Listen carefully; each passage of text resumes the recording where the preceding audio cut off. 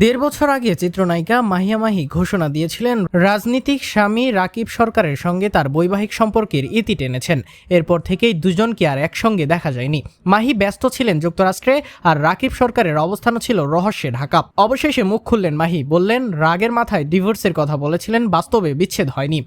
2016 সালে সিলেটের ব্যবসায়ী পারভেজ মাহমুদ অপুকে বিয়ে করেছিলেন মাহি। জমকালো আয়োজনের সেই বিয়ে টিকেছিল মাত্র 5 বছর। এরপর 2021 সালে রাজনীতিক রাকিব সরকারকে বিয়ে করেন এই নায়িকা।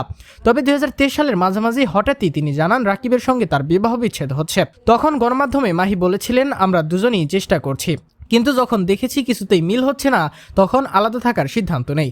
রাকিব ফারিসের বাবা, তাই যোগাযোগ আছে। সে একজন কেয়ারিং বাবা। বিচ্ছেদের খবর ছড়ানোর সময়ও রাকিবের প্রশংসা করেছিলেন মাহি। বলেছিলেন, রাকিব মানুষটা অনেক ভালো, পরোপকারী, কিন্তু আমাদের চিন্তাভাবনা আলাদা। তবে এখন মাহির বক্তব্য একেবারেই ভিন্ন। সম্প্রতি যুক্তরাষ্ট্র থেকে দেয়া এক সাক্ষাৎকারে তিনি বলেন, আমি রাগের মাথায় ডিভোর্সের কথা বলেছিলাম, আসলে আমাদের ডিভোর্স হয়নি, এখনও নিয়মিত যোগাযোগ হচ্ছে। তাহলে হঠাৎ পুরনো একটি ছবি পোস্ট করে দুজনকে একসঙ্গে দেখা গেল কেন? এ বিষয়ে মাহি ব্যাখ্যা দেন, ছবিটি আমরা ভারতে তুলেছিলাম, তখন প্রকাশ করা হয়নি। এখন উইকিপিডিয়ায় ভুল তথ্য ছড়াচ্ছে যে আমাদের ডিভোর্স হয়ে গিয়েছে, তাই বিষয়টি পরিষ্কার করতে ছবিটি পোস্ট করেছি। আমাদের পাসপোর্টেও লেখা আছে ম্যারিড, স্বামীর নাম রাকিব সরকার। তবে 1.5 বছরের ব্যবধানে ডিভোর্স নিয়ে মাহির পরস্পর বিরোধী বক্তব্যে বিভ্রান্ত ভক্তরাও। কেউ কেউ বলছেন মাহি হয়তো যুক্তরাষ্ট্রের নাগরিকত্বের জন্য কোনো বিশেষ প্রক্রিয়ার কারণে এমন কৌশল নিয়েছেন।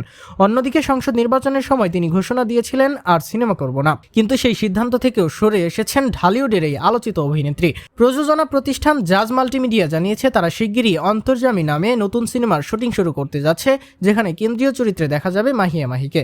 ব্যক্তিগত জীবনের জটিলতার মধ্যেও নতুন ছবির খবরে আবারও আলোচনায় ফিরে এসেছেন ঢাকাই সিনেমার জনপ্রিয় এই নায়িকা।